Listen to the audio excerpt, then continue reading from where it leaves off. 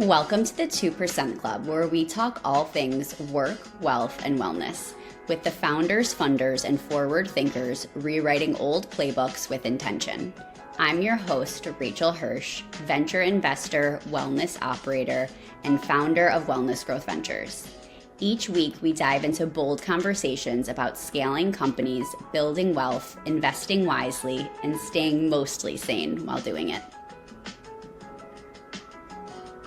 Welcome back to the 2% Podcast, where we talk all things work, wealth, and wellness. I am your host, Rachel Hirsch, and today we have the incredible honor of having Courtney Claghorn on. Thank you for being here. Thanks for having me. This is so fun. Okay, so I sort of want to start with the fact that we are not in the normal geography of where we are. We're in Sabrina's studio, which is so fun and like so legit. Mm-hmm.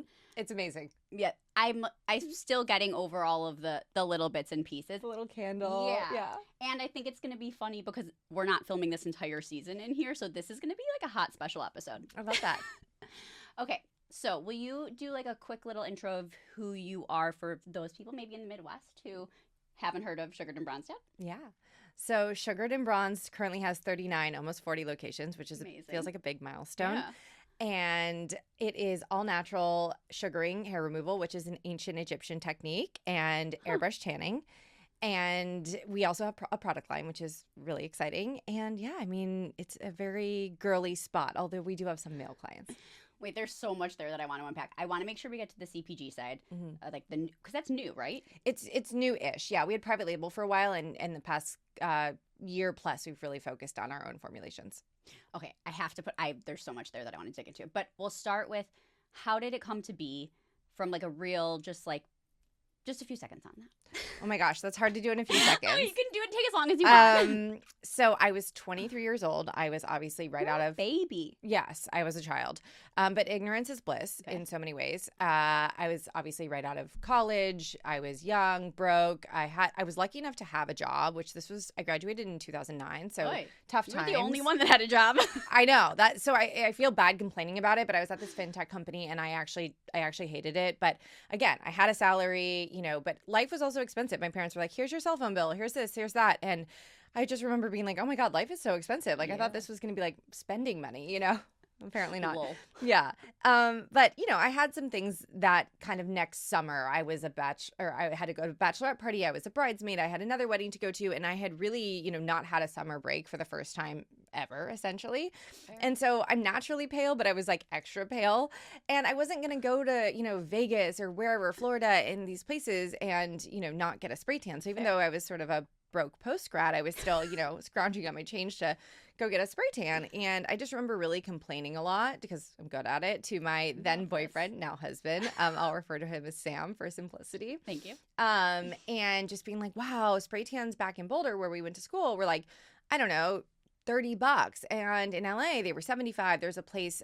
Wait, why were they so much more expensive here? I don't know. Okay. I still haven't really figured that out. There was a place on the street where we ended up opening our first location that was like $115. No way. Also in 2009, that's an insane dollar. Yes, like I mean, if you adjust that for inflation, you're like, is this gold? Does it last for a year? Like what? No.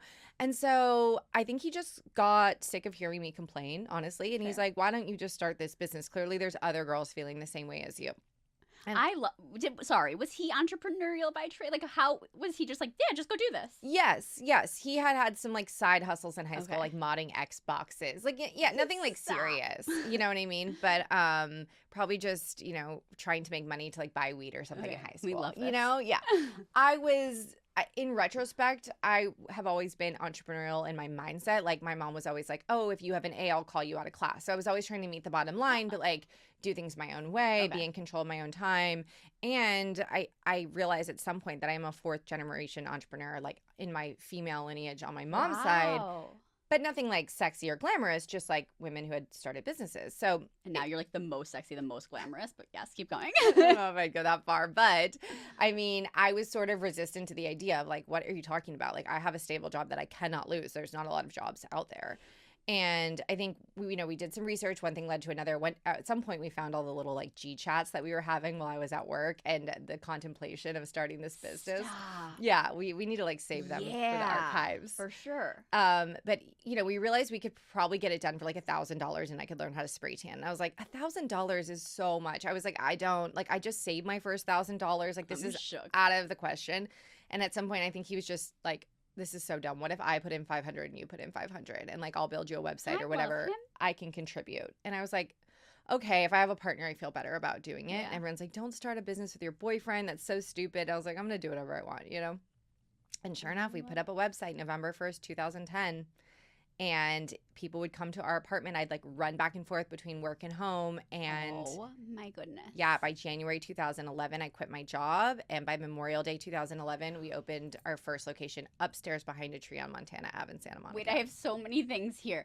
You had people coming into your apartment, and it was so lucrative and so successful that within 2 months, you quit your job?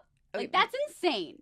Okay. Well, again, ignorance is bliss. And when you're 23, like I think if I started that location now, I'd be like, oh, that's a failure. But at the time, all we saw was growth, like week over week and month over month. So I think it was like probably 3 full months, like end of January. Like I was turning down clients to be at work. And so that's where the choice came from of like, okay, well, what am I doing here? Because I'm turning down clients at this new business. That's like the worst decision you could possibly make when growing a new business, right? And so it was like, am I staying at this job or am I growing this business? Because the plan wasn't to do both forever. How were people finding you?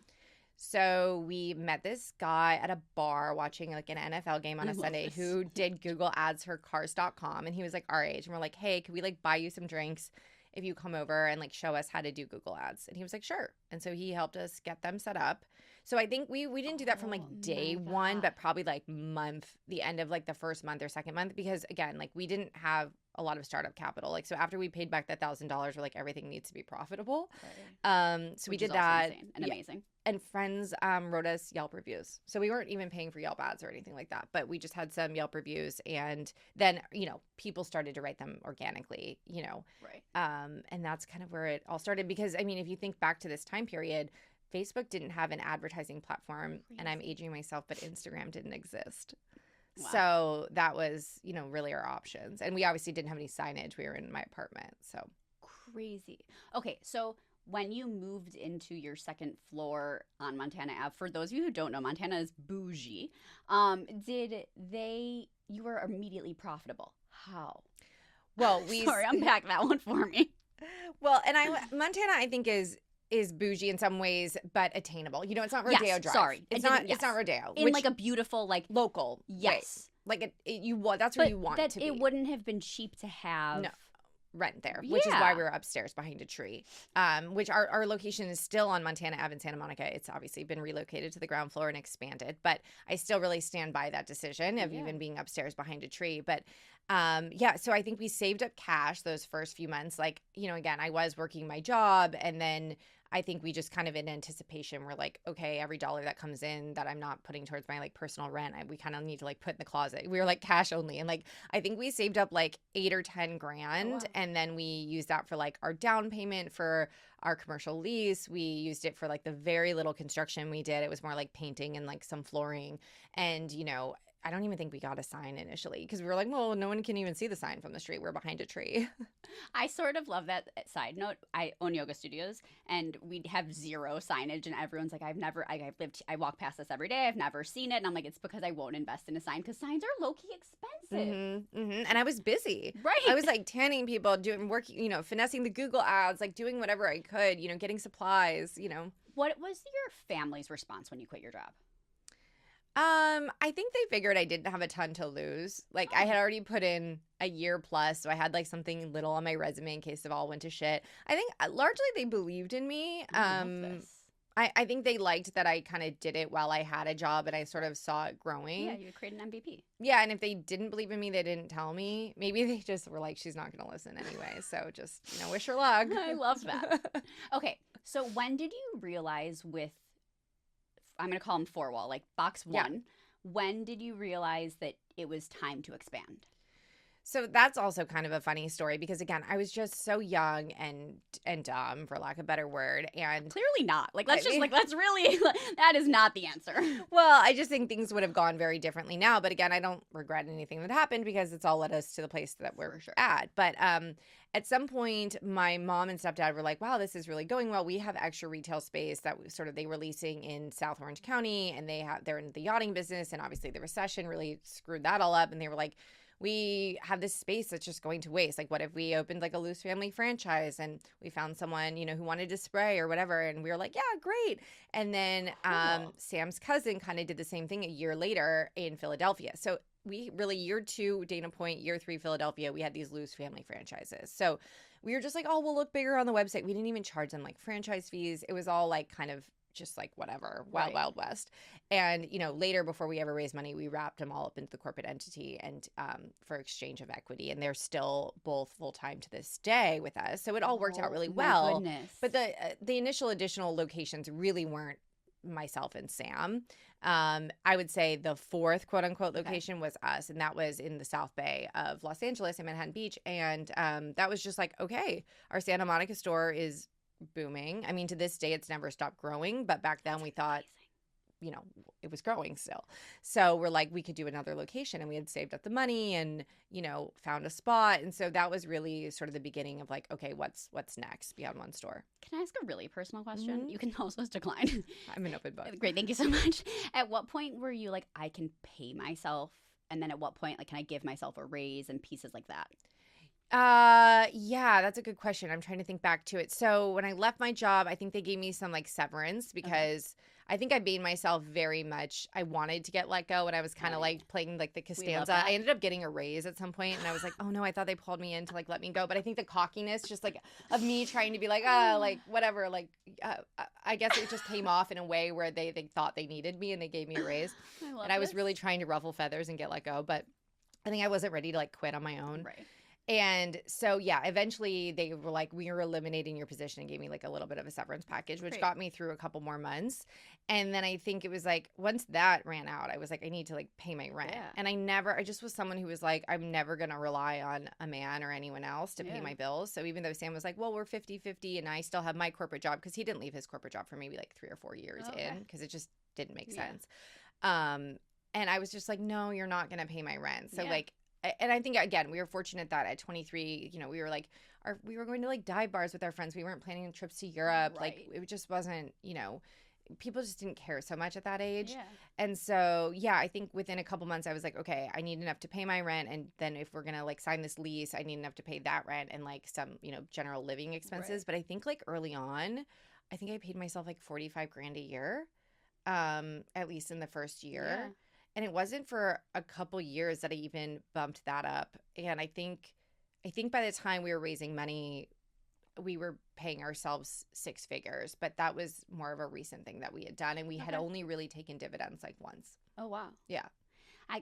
It's a hard one. There's there are a few reports out now about founders and like how you should be paying yourselves. And it's just so far across the board and not something that people talk about all the time. But I think it's important to talk about because especially as an investor, we have expectations. Yeah. As a founder, you have needs. And I think especially even more than that, before you become a founder, knowing what you're getting yourself into. Totally. It was really, again, I was so fortunate to be so young, but and we bootstrapped for 9 years. So when I say I ended up paying myself 6 figures before we took an investment, that was quite a few years. That must have been probably 7 years in, because I think when we were 30, we started to say, okay, like all of our friends who kind of went this corporate route were like, looking at us being like, why'd you do this? And we were like, we need to like feel like we're not stupid if we, haven't raised money yet, and we don't want to say no to like life things. And, we would travel to Europe on our Amex points, which I highly recommend. So we were still like enjoying life to its fullest. But, it took a long time before we were paying ourselves anything real.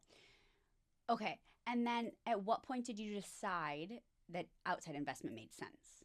Yeah, that's another really great question because, like I said, we were profitable always because that was the only option, right? Like we made back the $1,000 and then it was like no one was giving us money and we wouldn't have been a good candidate to raise money. And our parents, as much as they wished us luck, were like, no, we've just raised you. You're on your own. Right. So we knew that bootstrapping was, for a while, but it was like is that going to end? Because there are a lot of things that change and you give up when you take on an investment. It's like a marriage, it's a partnership. And so we thought really long and hard about it. So we started to have like really informal conversations, probably, I don't know, 7-ish years in. How many locations-ish were you at then? Probably, we were at 10 when we raised money. Wow. So probably it could have been, 5, 6, 7 around then. Primarily corporate owned outside the 2 franchise. I think at this point we had started to, wrap those up too. Like they were all, I think that we probably had like 6 or 7 total, including the 2 family franchises, but they were all getting we were like making this plan to tie everything up. Okay. Because we had sort of like had launched it as Bronze. We added sugaring later. So we had like these 2 separate brands. We had these loose family franchises. And we were like, even if we're not going to raise money, we need to tie this all up and make it a clean bow. And if we're going to raise money, we have to do it because like this story is crazy. So we were like, let's wrap it all up and get sugaring in every location, make it one brand, get rid of these loose family franchises, get to 10 stores and really decide. And then I think it also felt like, okay, getting to, I think around like 10 million in revenue for that like year. And that felt like a really like big changing point too of like just, private equity firms and the caliber of what they were willing to sort of invest. Right. And we were like, all right, let's do that and then decide because we know at that point we can continue to grow profitably. But we'll just know like what feels right. So once we got to those 10 stores, we were like, well, what's next? And we had already opened, I think the year prior, maybe we had done 3 in 1 year or something like that, where it sort of just felt like, with lease signings and whatnot. And we're like, well, we could keep doing that. And we're like, but we just did that last year. Like if we're going to grow like really quickly and expand to like a bunch of different markets, because at this point we were only in LA, OC, Philly, and New York City.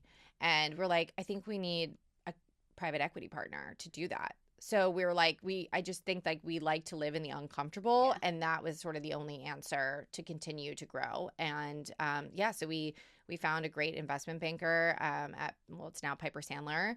And he was like, you guys are a little bit too small for what we typically do, but like we believe in you guys. And we've done some similar deals over the past couple of years. I think they'd worked with Dry Bar and whatnot. And that went really well for them. And they were like, let's do it. And so we raised money for the first time at the end of 2019, which thank God, right? Because we weren't really prepared for what was next. And I mean, no one was. Yeah. Okay, but New York feels like a big jump, just geographically, but also that's like a very specific market. Yeah. How did you go from SoCal and Philly to New York? Well, so Sam's cousin Rachel, who still works with us to this day, she's our VP of People. She had opened this Philly store as a loose family franchise. And then she was like, well, I think we could do more here. And we're like, another one in Philly? We're like, I don't know. Like, could we, open another market? And like, obviously, the only thing we ever thought about or talked about was New York City. We're like, if you can make it there, you can make it anywhere. And Rachel was single at the time. And, she was born and raised in Philly and had gone to school in Pennsylvania. Was like, I'm kind of down to do something different. Oh, wow. And I think like this Philly store, we'll have a great manager. I'll come home often enough. It's just a train right away. Like we can still really keep a close eye on it. So she was down to move. And I think she was in New York for, God, over 5 years. And so we picked a location in Union Square. It was ground floor. The rent was somehow doable. I think we took out an SBA loan for construction. I moved out there for like 5 or 6 weeks, shared this like 1-bedroom apartment with her. I think Sam like literally flew out to like be like, you need to come home now. I was like, no, this store needs us. It was just growing from day one.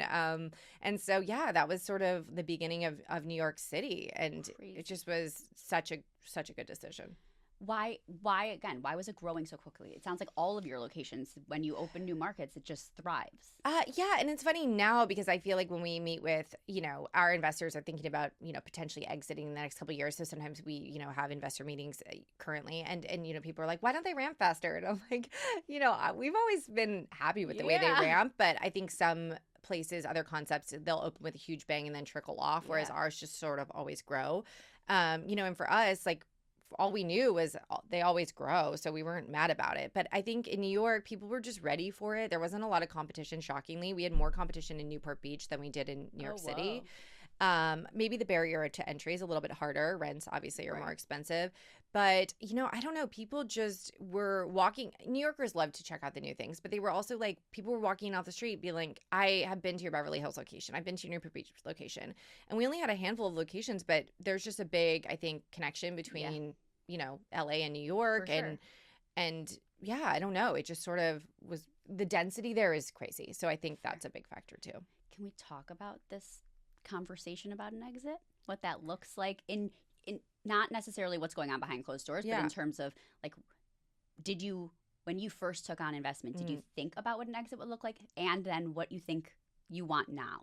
Yeah. I mean, at the time when we did our first round, it was really just about, selling some of our equities so that we felt financially comfortable, which I think thankfully so many entrepreneurs had just given us their term sheets and showed us what they had gotten. And that was really helpful to know what our worth was. And then also to have, Brian Smith at Piper Sandler, be like, obviously I do this all day long and I want everyone to feel good about a deal. So that was a big deal for us. And, we were able to buy a house and it was just life-changing in the sense that we were able to take some chips off the table, which I just think if any entrepreneurs ever come to me, I'm always an open book, because I think it's really important, especially for women. A lot of people, we've been taught not to talk about money. Yeah. And I just think it's so silly. I'm like, you can talk about money, politics, religion, anything, as long as you do it respectfully, right? Like, I hate the idea that these things are taboo. But yeah, so that was sort of the thought behind it. It was like growth capital and, taking some chips off the table. Right. And then the next time, so Main Post Partners and Howard Schultz are investors. And I think when they exit, it'll really just be about them sort of selling their shares. We will, I think, depending on the deal, potentially sell more of our shares, depending on, who the buyer is and, how closely we want to work with them. But I mean, the plan is really just to keep going on the same trajectory. We're not going to franchise. If we did, it would be international, or a joint venture or something like that. But it really, won't be too different. Like really that first round was really what was the big change, because we were just taking on investors for the first time ever. Can I ask why on the franchising front? This is always fascinating to me. Some people are super keen on it and some people are like, I don't want to even touch it. For me, it's a control thing, and I think, look, there are some really great franchise businesses out there. Like, I'm never going to knock McDonald's. That's a fantastic business. Like, they've made so much money and international success, and like, good for them. I think for a lot of reasons, it's a bit easier for food, especially fast food, to do. Whereas like our concept, there's just so much training that goes into it. Yeah. And if people go rogue when they franchise, your only options are really like to litigate or buy it back. And I don't want to spend my time litigating. No, it's just not fun. So yeah, I just rather, and our margins are healthy. Like, I think it's really important for people to franchise when their startup capital for a new location is crazy expensive. Like if we had Topgolf, I'd probably be talking about franchising all day, because it's like, what a massive build out situation. Our stores aren't like nearly that large. They're like 1,400 square feet. Oh, wow. So yeah, I just think like we don't need to. So why? That's kind of where I'm at. It's just more of a control thing. I don't like posters in the window, and I feel like that's a very like franchise that's thing. Amazing. Or like 1,000 Instagrams. I'm like, I want our brand to have one Instagram. That's sort of amazing. These are your responses, and I love every one of them. I have massive OCD.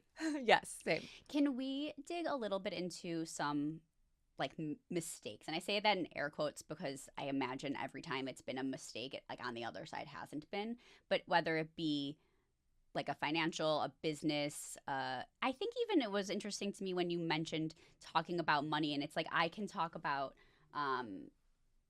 money with my friends easier than I can like with my partner sometimes, or things like that. But it's like it feels so open to you. So will you dig into some of those that were like potential mistakes that didn't end up being mistakes, maybe? Yeah. Or that did end up being mistakes. Any mistake has been a learning opportunity, right? So, I think in some ways there's still mistakes. You just take what you can from them.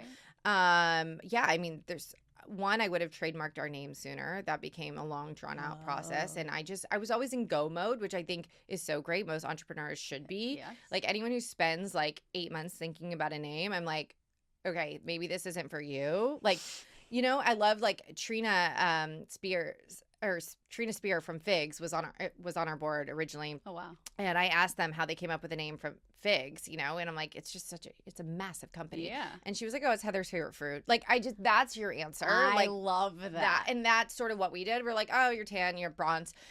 I wish we'd done like a little bit more due diligence, because again, it became this whole thing. But I would say that was a big learning opportunity. If I started another business, like I would search it on the USPTO PTO. Is that what it is? I should know by now. No, it is. And yeah, trade market. There was, I mean, a lot, I think trusting the experts I did a little bit too much, whether it was architects or lawyers, or when someone tells you no and you're especially like young and you don't have experience in that field, you're like, oh, they're right, I'm wrong. And if your intuition tells you otherwise, like maybe get a second opinion. Like now we have ChatGPT, which is amazing, or Grok or whatever. But I trusted people too much, even though my intuition told me not to. And I mean, again, just learning experiences. And hired people I shouldn't have hired. That was another big one. Wait, can we double tap into there? Yeah. Why? And what do you, like, how do you make better hiring decisions out? Because people are the hardest part of a business. Yeah. Which is really interesting because I think even early on, I'm a very intuitive person. And Sam worked in tech recruiting. So he had like a real like hiring sort of background for the few years that he worked out of college. Yeah. And had learned like the proper way to like do some things. And I was just like, oh, I lead with intuition. And we actually made a lot of really great hiring decisions like along the way. And then when we raised money, it kind of felt like, okay, we need to grow. Obviously, we didn't know we were stepping into a pandemic.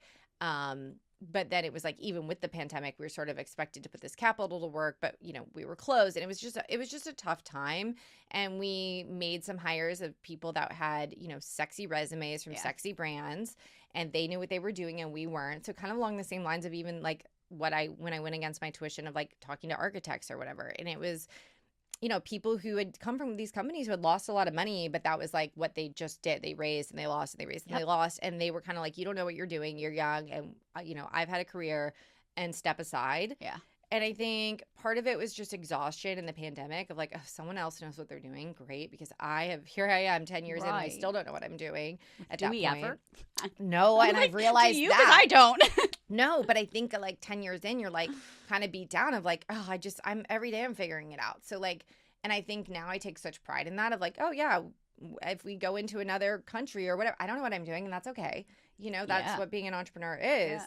But I think at that point, it was just like, again, some exhaustion, probably burnout, the pandemic on top of it all, being like, oh, if someone else literally knows what they're doing, like sign me up. I'm let happy.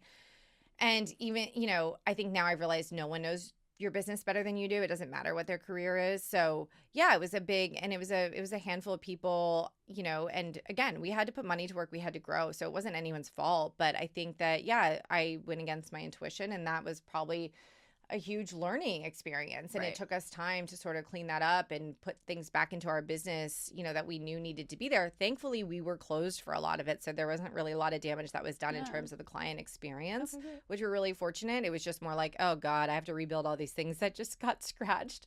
But, you know, you kind of rebuild them even better. You're like, well, I built them once. Now I have learnings to take away from that, like first principles thinking, like how can I build them even better and put them back in? And, you know, our business needed to be rebuilt in so many ways after the pandemic that it was like kind of prime time to do that. I think we've only come out stronger. That's amazing. Okay. Yeah. That leads me to my next question, which is, if you were to build another business, what would it be?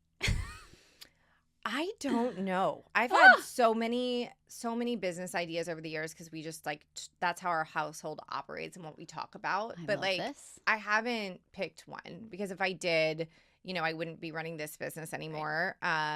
I mean, I'm always full of ideas, but again, ideas are cheap. It's like you have to just do it. Yeah. And I haven't really had the time to, you know, it's like between growing this business and having a toddler, and we're still very focused. So, you know, if I knew, I would tell you because I'm an open book. But yeah, no, I don't know what the one idea would be. Okay. And what are your role versus Sam's role? I mean, I'm president and he's CEO, just because I don't know why we didn't go with co-CEOs, but really we essentially are.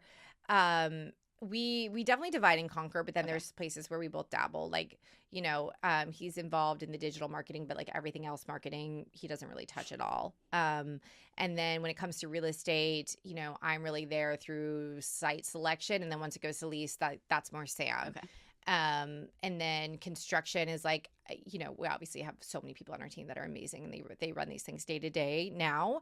But like, you know, design and construction I used to be heavily involved in, but not HVAC. Like that was Sam. So it's kind of funny, you know. I love that there's what seems like a really messy mix is so natural and flows so easily for you both. Yeah, because we were like, why does it have to be textbook? Yeah, Like, why does it it have to be like, doesn't. oh, marketing is this, and Right. marketing, real estate is that? Or like, it was just like, no, like he just found this interest in HVAC. We have really extensive HVAC in our spaces because of the spray tan and like whatever. Oh. And it was just the part that always beat me down. And I was like, I loved the fit plans and I loved like Right. so much of the stuff that would be in the in value engineering. I just was like, oh, the HVAC again. And Sam was just so fascinated by it. And I was like, this is why I have a partner. Like, yes, you know? literally. Yeah. So, I mean, there's things also we both hated and we would always like fight over who took it. We're like, I don't want that. I don't want HR, you know, but No one ever wants HR. I know.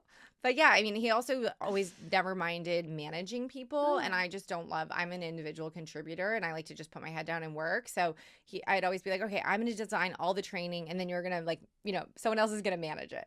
Wait, I love that. Yeah. And what a great team though. That you were able to be like, I know my skill set, I know yours, and it doesn't need to be textbook. Mm-hmm. Were you guys like that before working together? I don't even know because we were so young. So we started dating at 21. We met at Boulder where we went to school, and by 20 we had broken up, gotten back together, graduated. We're after graduation, I think, and then moved in together at 23 and started this. That was like July of 23 or July of 2010. I think we moved in together, and by November of 2010 we were starting the business. So like it's hard to even remember. So yeah, you guys are always like that. We're gonna go with that. Yeah. Okay, and then you can decline to answer some of these. Is bronze or is spray tan or sugaring? Where does like the where's the split? The revenue split. So surprisingly, we always thought maybe sugaring would end up taking over tanning because the total addressable market's a little bit larger. Right. But honestly, a lot of times if you look at the full year, it sometimes lays out in a 50-50 way. There are times of year where one will overtake the other. Right. So it's kind of interesting. Like sugaring is a little bit more even keel. So like it doesn't have as much seasonality as tanning. Okay. So in the winter, you might be like, oh, revenue is higher from sugaring. But then if you look at, you know, peak season, where especially the kickoff, like April, May, like festivals, spring break, the beginning of wedding season, you know, tanning is just so hot that it will sometimes overtake sugaring. So then when you look at it, at the end of the day, it's really not that different. It's just different times of the week or different times of the year. Do you see seasonality differences between markets? Just Miami. Well, I lie. So yes, the places where there are real winters, the winters tend to be a bit tougher. But then again, like New York City is still great because it's New York City. So I think Philly's, and Texas, they have real winters. So yeah, they feel it a little bit more than Southern California. I'll give it that. But Miami will actually, I think, have an inverse sort of peak season, or South Florida as we expand that market, just because of the nature of people like leave Miami or South Florida in the summer because it's so hot. Do you find that your customer is a customer of both services? Only about 20%, which is surprising, which we want to sort of work on in the next couple of years. But, you know, some people, and just anecdotally, or we've sent out surveys, like some people are just not going to become a customer of the other for whatever reason. But yeah, I think we could probably increase that, but it's surprising. I always thought it would be at least a third, but it's a little bit lower. Our goal is to maybe get it to a third. I know we still have to get into CPG, but before we do, the last bit is, do people have sugaring versus waxing preferences? Do you notice that that's ever a barrier? Typically if people have sugared and had a good experience, they don't want to sugar over waxing every time. Yeah, they don't want to go back to waxing. I would say there are like mom and pop shops where they don't train nearly extensively as we do. And if someone has gone there and someone isn't well trained and they have a sugaring experience that's subpar, they're like, I'm going to go back to waxing. It's kind of like if you've ever gotten like dip nails or gels and the person doesn't know what they're doing, you're like, I'm going to go back to regular polish. But if you have a really great experience, you're like, oh, maybe I'm going to stick with that. You know, it's not exactly the same, but yeah. That was a great comparison. We typically find that people want to stick with sugaring. Okay. And your CPG products, when did they come to be? What are they? Tell us like why you love them. Yeah. Well, we always sort of just had, not always, but since early days had this like very small private label line because it was kind of weird as someone came in for a tan. They're like, what should I moisturize with, or how can I extend my tan or whatever? And we're like, oh, go buy it on Amazon. Like, I don't even know if Amazon had all those things early days because that's how long we've been around. But, you know, we never wanted to take our eye off the ball with our, you know, main focus. First of all, we were bootstrapping, right, for 9 years. Like, you kind of have to be like very focused, and to like be like, oh, we're going to start a product business would have been a little crazy. Like, we were like, we're going to, you know, likely raise money and here's the plan. Right. Then it was like, we went right from bootstrapping mode essentially to pandemic mode. Then it was like essentially right into recovery mode because we were closed our stores for just about a year, given what categories we were in New York and California.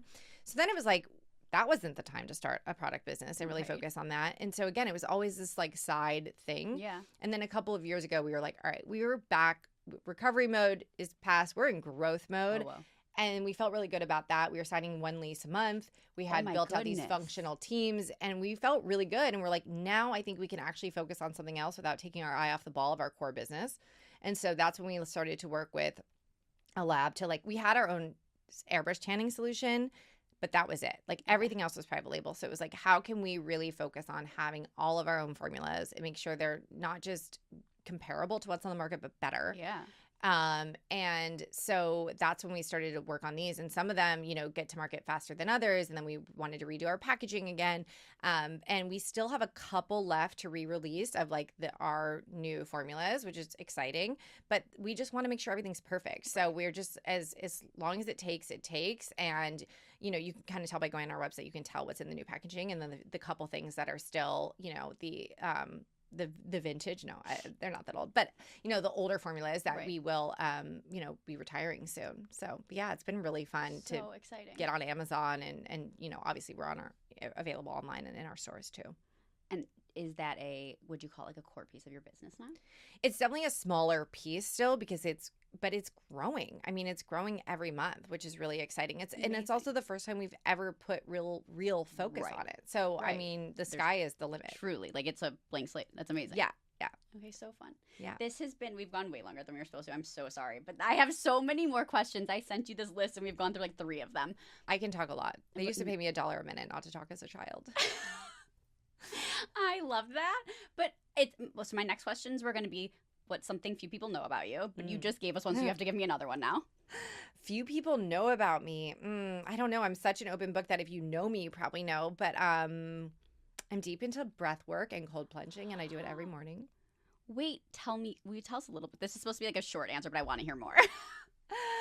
I was always just such a stressed out person. And then, you know, this sort of came into my life. It's a long story I won't get into, but yeah, I sort of did it, you know, with my dad for reasons that he really needed it at the time. And then I was like, oh, I didn't realize that like I needed this too.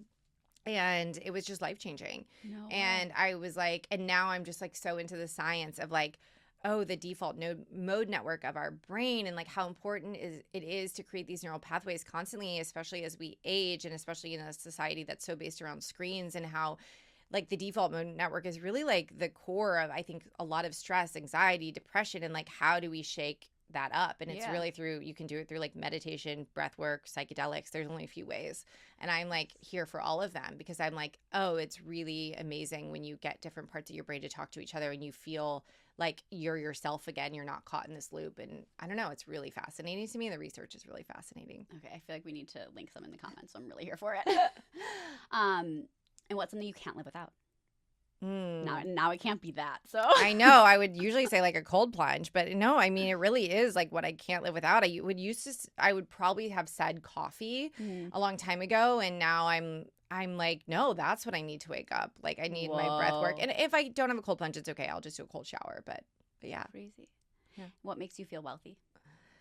My family, my friends, you know, spending time with them, my toddler, and even if I'm getting smacked over the head or bitten, you know, I love every minute of it. We love it anyway. Yeah.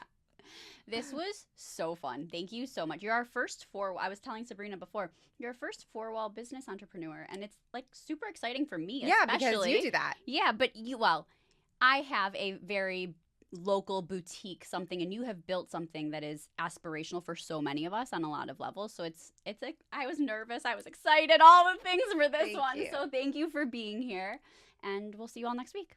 Thank you so much.